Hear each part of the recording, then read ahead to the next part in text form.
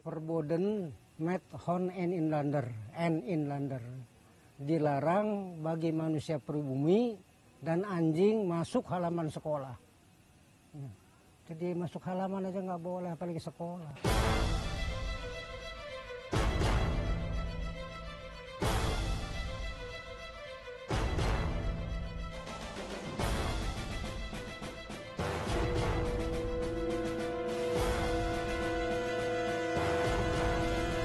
Tangerang yang ditulis oleh Tom Peirce sebagai Tamgara merupakan salah satu jalur transportasi perdagangan utama. Ketiga area tersebut kapal-kapal ukuran menengah dari Majapahit, Pariaman, Palembang dalam catatan laporan perjalanan penjelajah Portugis Tom Peirce tahun 1513.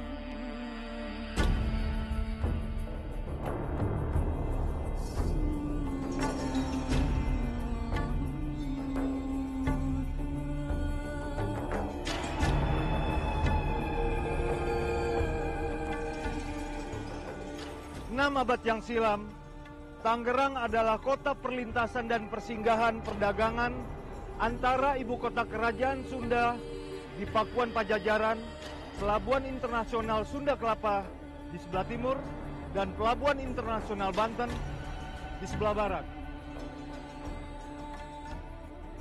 Pada masa itu, Sungai Cisadane yang disebut dengan Cigede merupakan salah satu jalur transportasi perdagangan utama untuk mengangkut berbagai komoditi yang dihasilkan oleh kerajaan Sunda. Dalam catatan laporan perjalanan penjelajah Portugis Tom Peirce tahun 1513, Tangerang yang ditulis oleh Tom Peirce sebagai Tamgara dideskripsikan sebagai sebuah kota pelabuhan penting kerajaan Sunda selain dari Calapa dan Bantam.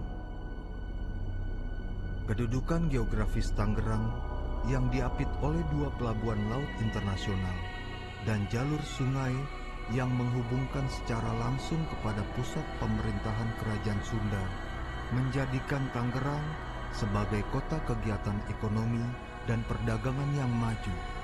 Tangerang pada masa itu disebut Tenggeran yang memiliki arti penanda atau batas. Toponim ini menggambarkan kedudukan Tangerang yang begitu strategis secara geografis dan ekonomi. Sebagai penanda atau batas wilayah sekaligus batas zona ekonomi internasional Kerajaan Sunda. Di Tangerang, transaksi perdagangan Kerajaan Sunda dengan dunia internasional dimulai. Di ketiga pelabuhan itu ramai dikunjungi oleh pedagang-pedagang dari berbagai negara, dari India, dari Donggala, dari Hadramaut, dari Iran, dari Arab, dari Afrika. Itu ramai berdatangan, termasuk juga pedagang-pedagang dari Cina, dari Thailand, dari Indonesia Timur. Itu ramai berdatangan. Setelah setengah abad, anak keturunan para saudagar Muslim itu menjadi sangat kaya. Mereka menguasai wilayah-wilayah perniagaan, kemudian mengambil alih perdagangan dan kekuasaan. Di sejumlah tempat, para pembesar wilayah pun menjadi Muslim. Raja Sanghyang Surawisesa yang baru saja naik tahta sangat khawatir oleh keadaan ini dan mengambil sikap yang sangat ekstrim. Pengelana Portugis, Tommy Pires, tahun 1500-an dia mendokumentasikan satu perjanjian penting antara penguasa Portugis di Malaka dari Gubernur Alfonso Albuquerque yang kemudian mewakilkannya pada Hendrik Lem dengan penguasa kerajaan Sunda yang orang Portugis menyebutnya sebagai Samia. Dia adalah pelafalan dari bahasa lokal Sandia, karena orang menyebutnya Sandia Surawisesa. Dan itu terjadi, buktinya sekarang ada pedrong yang dipasang di Pelabuhan Kalapa. Pedrong itu sekarang disimpan di Museum Fathahillah, di Museum Sejarah Jakarta. Kita bisa menyaksikannya sebagai bentuk bahwa ada pengaruh Portugis pada awal-awal abad ke-16, awal tahun 1500-an. Invasi Cirebon atas wilayah-wilayah kerajaan Sunda sebenarnya telah berlangsung lama. Setahun sebelum Sunda Kelapa ditaklukkan oleh Fathahillah, kerajaan Fasal Banten telah ditaklukkan lebih dulu oleh Cirebon. Maulana Hasanuddin, putra pertama Syekh Syarif Hidayatullah, penguasa Cirebon, mengalahkan Prabu Pucuk Umun di Banten Girang. Dengan jatuhnya Banten, maka seluruh wilayah pantai utara kerajaan Sunda jatuh ke tangan Kesultanan Cirebon. Peristiwa ini menandakan rentetan kejatuhan kerajaan Sunda secara militer dan ekonomi. Kejatuhan kerajaan Sunda sangat memukul Tenggeran. Sungai Cigede yang merupakan jalur perdagangan ekspor dan impor kerajaan Sunda mulai ditinggalkan. Selama beberapa tahun, Tenggeran mengalami masa sulit akibat kondisi ibu kota Pakuan Pajajaran yang tidak kondusif. Tahun 1526, ibu kota kerajaan Banten dipindahkan dari Banten Girang ke arah pesisir. Kepindahan ibu kota ini membuka jalur perdagangan Banten dengan dunia internasional, terutama negara-negara Eropa yang mulai berdatangan untuk memburu rempah-rempah. Kegemilangan Banten pun dimulai, dan Tenggeran sebagai pelabuhan penyangga ekonomi yang sangat penting ikut menikmati dampaknya. Selama lebih dari 20 tahun, Tenggeran menjadi bagian dari Kesultanan Cirebon. Hingga pada tahun 1552, Banten menyatakan melepaskan diri dari Kesultanan Cirebon dan menjadi negara yang merdeka dengan Maulana Hasanuddin sebagai rajanya yang pertama. Selama lebih dari 1 abad, Banten mengalami kejayaan baik dari sisi ekonomi, pembangunan fisik, pembangunan sumber daya manusia, dan militer. Istana-istana megah, sarana ibadah, infrastruktur transportasi dan perdagangan, sarana penunjang perekonomian, sarana pendidikan, armada militer, hubungan diplomatik, dan politik dibangun. Namun, sejarah tidak selalu berisi kegemilangan. Kehancuran mengintai dia. Adalah yang Peter Zenkun yang kemudian membangun Jayakarta ini menjadi Batavia, menjadi pusat perdagangan Hindia di belahan timur dunia, yang kawasan wilayahnya, kawasan wilayah dagangnya mencakup dari Madagaskar di Afrika hingga ke Hawaii di Amerika, kemudian utaranya ke Tokyo di Jepang, dan selatannya itu di Selandia Baru di New Zealand sekarang. Pada area yang seluas itu dikendalikan dari satu tempat yang sekarang disebut Jayakarta ini atau Jakarta ini. Dan yang Peter Zenkun menggeser pelan-pelan kekuasaan Banten ke pusat perekonomian yang luar biasa di Batavia. Setelah dia berhasil mengusir pedagang-pedagang Inggris dari sisi Muara Ciliwung sebelah. Sementara masih di tahun yang sama, terjadi pula perbincangan antara Sultan Ageng Tirtayasa dan Mangkubumi di ruangan Keraton Tirtayasa.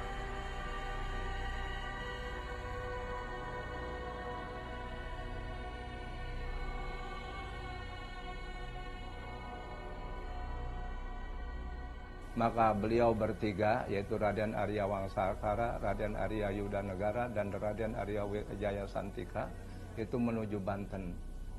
Ternyata setelah di Banten, mereka sangat diharapkan sekali kehadirannya untuk turut serta mengatasi konflik yang terjadi pada waktu itu. Inilah cikal bakal awal perjuangan gigih ketiga Arya tersebut dalam menjaga dan mempertahankan kedaulatan teritorial Kesultanan Banten.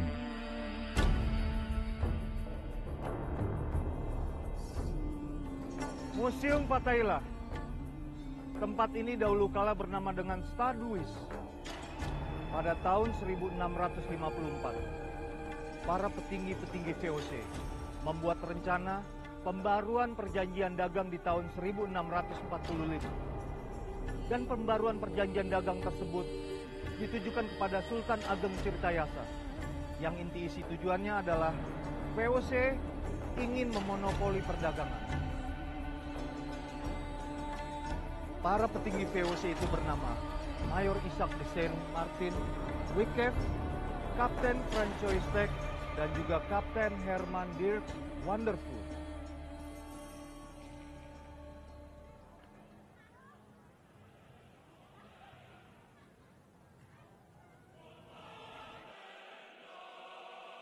Pada tahun 1655, di bawah komando dan pengawasan VOC, budak-budak Cina melakukan pembangunan pusat pemerintahan dan pusat perekonomian di Batavia. Masih di tahun 1655, Wycliffe mendatangi Sultan Ageng Tirtayasa, meminta ada pembaruan surat perjanjian perdagangan di tahun 1645. Namun, Sultan Ageng Tirtayasa menolaknya. Di tahun 1681, Sultan Ageng Tirtayasa membagi tugas kepada Pangeran Abdul Kahar dan Pangeran Purbaya. Namun, Pangeran Abdul Kahar merasa tidak puas dengan keputusan ayahnya itu yang memberinya tugas mengurus urusan dalam negeri, sedangkan Purbaya mengurus urusan luar negeri. Peristiwa ini menjadi awal dari kehancuran Kesultanan Banten. VOC mencium ketidakpuasan Pangeran Abdul Kahar terhadap pembagian kekuasaan yang dilakukan oleh Sultan Ageng Tirtayasa. Mereka mulai melakukan hasutan-hasutan. Hubungan pergaulan Pangeran Abdul Kahar dengan para pejabat VOC dimanfaatkan oleh VOC untuk melakukan infiltrasi di dalam keluarga kesultanan. VOC menawarkan kursi kekuasaan kepada Pangeran Abdul Kahar dan sebagai imbalannya, VOC hanya menginginkan adanya pembaruan surat perjanjian dagang antara Banten dengan VOC.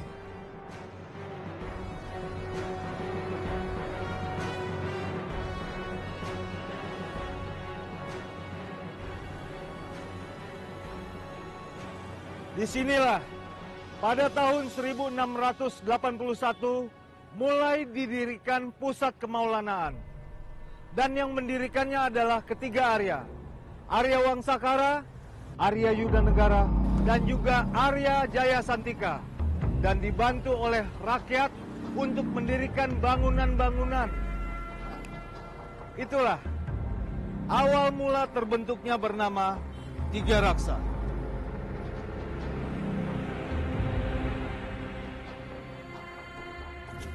Satu tahun setelahnya, yaitu di tahun 1682, di tengah kemelut dalam tubuh pemerintahan Kesultanan Banten, ketiga Arya menghadapi dilema. pusat kemaulanaan yang awalnya menjadi pusat keagamaan, pengembangan perekonomian, sosial dan budaya berubah menjadi pusat penghimpunan gerakan perlawanan rakyat terhadap VOC yang merupakan biang keladi perpecahan. Kabar mengenai Pangeran Abdul Kahar yang berkhianat terdengar oleh para Arya. Perlawanan masyarakat Tenggeran yang dikomandoi oleh para Arya terhadap VOC pecah. Dan perang ini berlangsung selama 1 tahun. Masing-masing Arya mendirikan basis-basis pertahanannya. Arya Wangsakara mendirikan basis pertahanannya di Jambe Solo. Arya Yudanegara mendirikan basis pertahanannya di Pasar Kemis. Dan Arya Jaya Santika mendirikan basis pertahanannya di Kampung Gudang.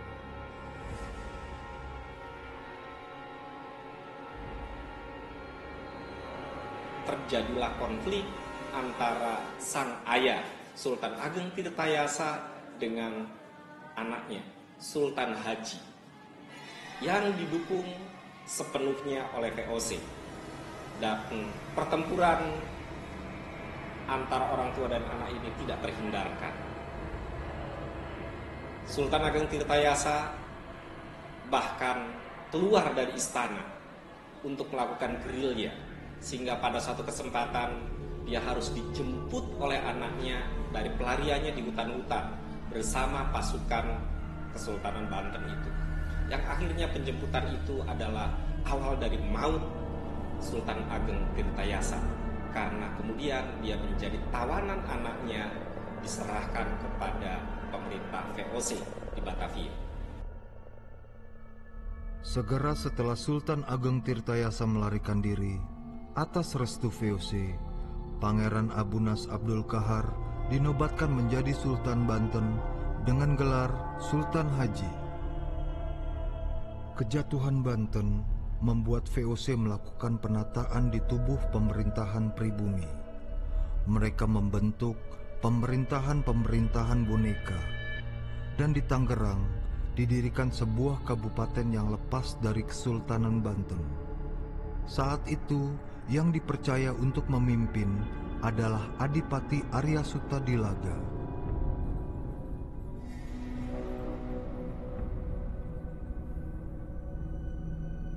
Perjanjian perdamaian antara VOC dengan Banten telah menghancurkan kedaulatan Kesultanan Banten. Dengan perjanjian itu, segala sesuatu urusan yang berkaitan dalam dan luar negeri Kesultanan Banten harus atas persetujuan VOC.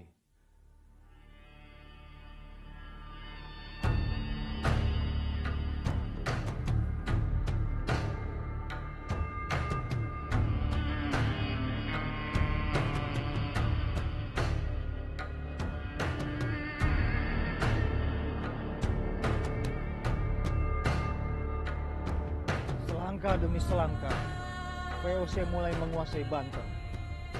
Sebagai simbol kekuasaannya, pada tahun 1684, VOC mendirikan benteng Spelwick. Benteng untuk menghormati Gubernur Jenderal Spelman. Sejak saat itu, Banten sebagai pusat perniagaan antar bangsa menjadi tertutup. Segala gerak-gerik Kesultanan Banten diawasi ketat oleh VOC.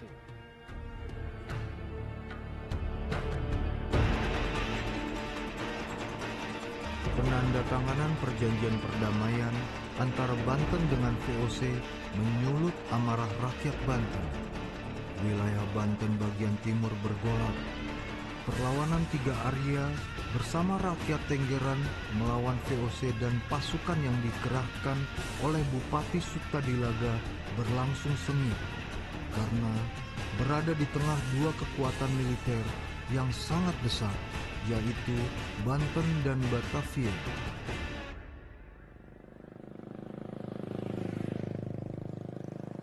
Di sini, di Jambe Solong, Arya Wangsakara berdiri di tengah kerumunan rakyat dan mengajak rakyat warga Jambe Solong, juga para pengikutnya untuk melakukan perlawanan terhadap VOC.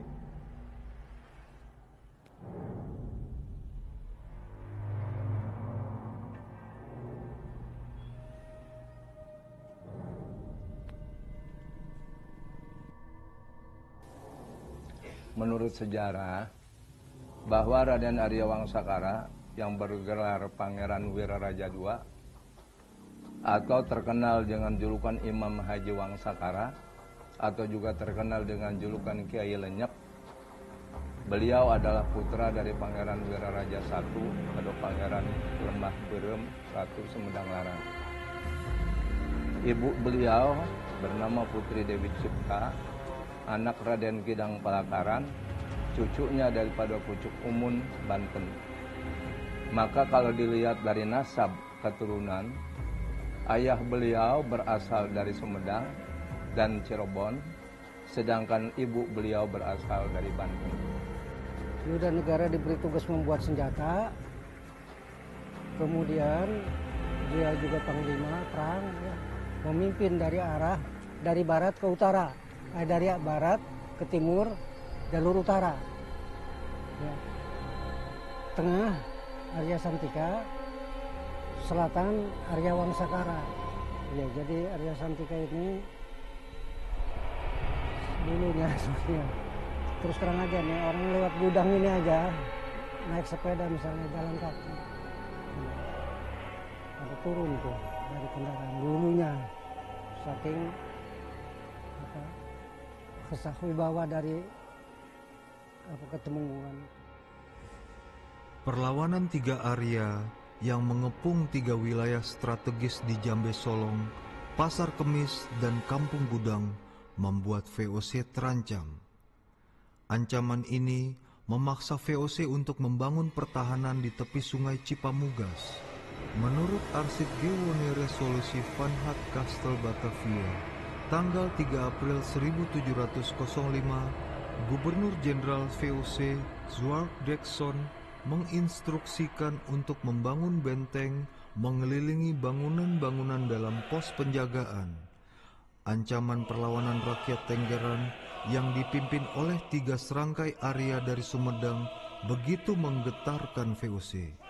Hal itu tergambar dari kokohnya benteng dari batu bata yang mereka bangun. Ketebalan dinding benteng itu mencapai 7 meter. Di benteng yang sangat kokoh itu ditempatkan 60 orang Eropa di bawah pimpinan seorang militer berpangkat Van Dijk ataupun pembantu Letnan 1 dan 30 orang Makassar yang tinggal di luar benteng. Dibangunnya benteng pertahanan di wilayah Tenggeran ini bertujuan agar pasukan Banten tidak melakukan penyerangan dan memasuki wilayah Tenggeran. Pendirian benteng pertahanan ini kelak merubah sebutan Tenggeran menjadi benteng. Benteng Tenggeran bertahan selama lebih dari 1 abad. Pada tahun 1812, benteng kokoh itu ditinggalkan dan tidak terawat lagi. Pada tahun 1717, di sini, di Kebun Besar, terjadi pertempuran sengit antara rakyat Tenggeran yang dipimpin oleh Tumenggung Raden Arya Santika melawan VOC. Rakyat Tenggeran dipukul mundur oleh VOC dan Tumenggung Raden Arya Santika gugur di medan perang.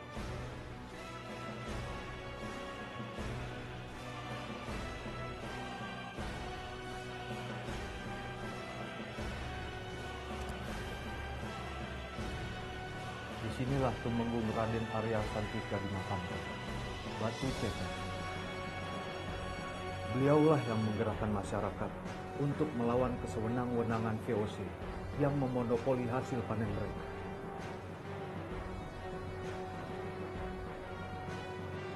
Satu tahun sejak gugurnya Arya Jaya Santika, di sini pernah terjadi pertempuran antara pasukan rakyat Tenggeran yang dipimpin oleh Arya Yudanegara melawan VOC. Setelah melalui perang sengit yang menghabiskan banyak sumber daya, akhirnya pasukan rakyat Tenggeran yang dipimpin Arya Yudanegara dipukul mundur oleh VOC yang dibantu oleh pasukan Adipati Arya Sutadilaga. Akhirnya Arya Yudanegara gugur di medan perang, menyusul sahabatnya Arya Jaya Santika. Disinilah Raden Arya Yudanegara dimakamkan, Desa Sangyang. Beliaulah yang mengajarkan ilmu berperang kepada masyarakat untuk melawan kesewenang-wenangan VOC.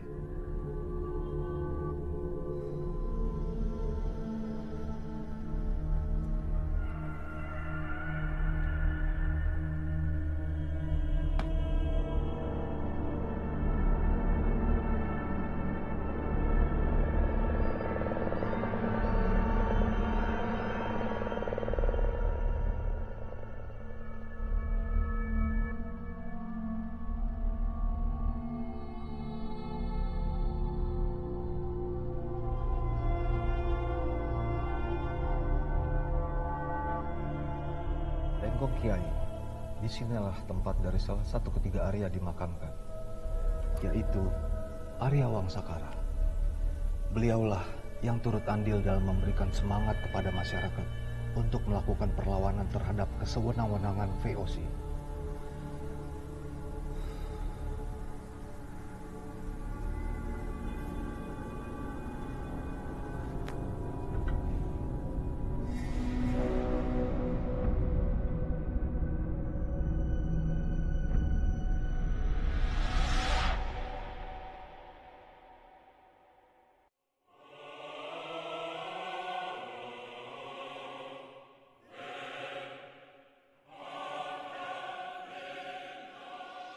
Selama 10 tahun terakhir, di Batavia, berhembus isu etnis yang berbau darah.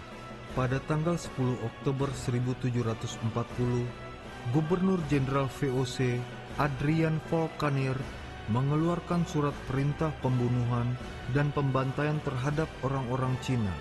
Siang hari setelah surat perintah itu dikeluarkan, suasana kota Batavia tiba-tiba dan secara tidak terduga dipenuhi jeritan ketakutan yang bergema di seluruh sudut kota. Sebagian orang-orang Cina yang selamat dari pembantaian melakukan eksodus ke Tenggeran. Mereka menempati sepanjang aliran sungai Untung Jawa atau Cisadane untuk tinggal dan membuka usaha baru. Dari sinilah awal keberadaan orang-orang Cina di Tenggeran yang memiliki budaya yang unik, campuran antara budaya Cina dan lokal Sunda.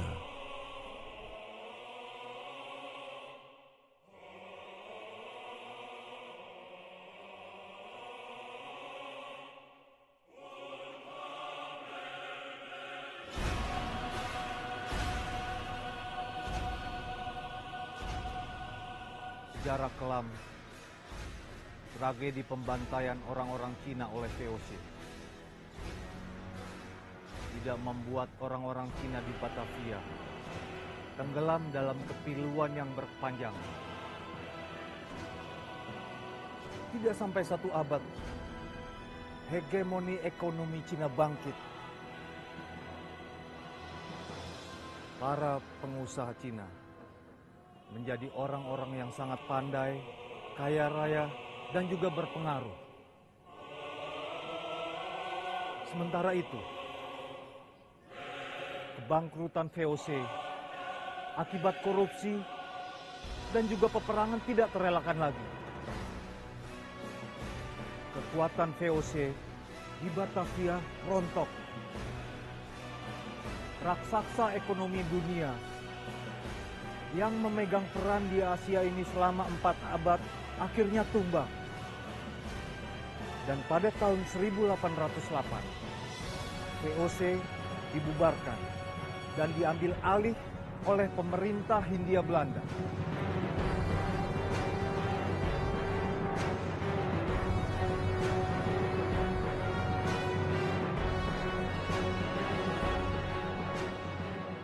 Di tahun 1830, Demang Balaraja mendatangi masyarakat untuk memungut pajak bumi.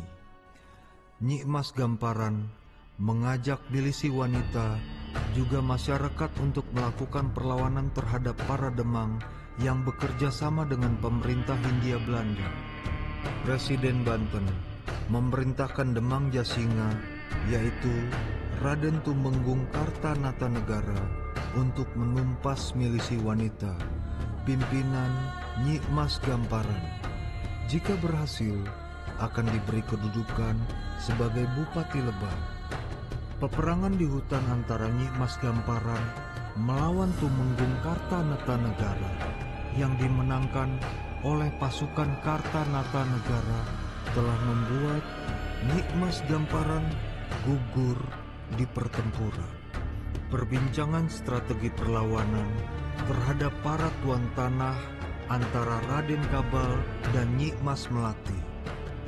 Sementara masyarakat menyiapkan peralatan perang, perlawanan Raden Kabal dan Nyi Mas Melati berlangsung dalam pertempuran.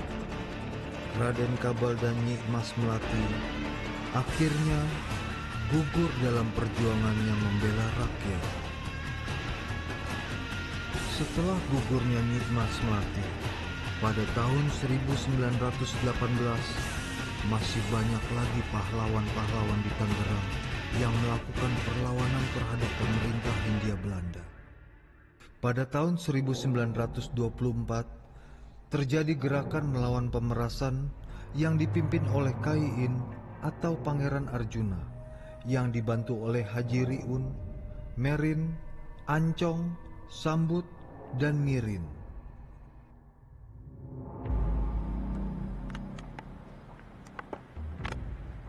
Pada tahun 1925, bendungan pintu air 10 dibangun dan saat ini bernama dengan Bendung Pasar Baru Irigasi Cisadane.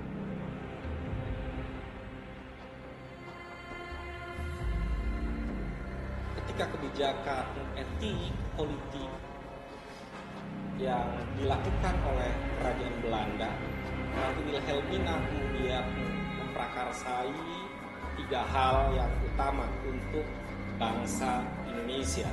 Yang pertama adalah mengembangkan edukasi, pendidikan. Yang kedua, mengembangkan irigasi untuk pertanian.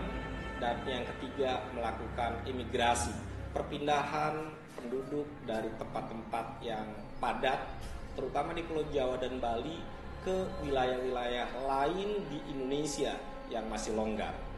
Menarik sekali bahwa kemudian Cisadane itu aliran sungai yang debitnya cukup tinggi dan perlu dibagi ke beberapa wilayah, ke arah Jakarta, ke arah Cengkareng, atau ke arah yang lainnya untuk aliran irigasi.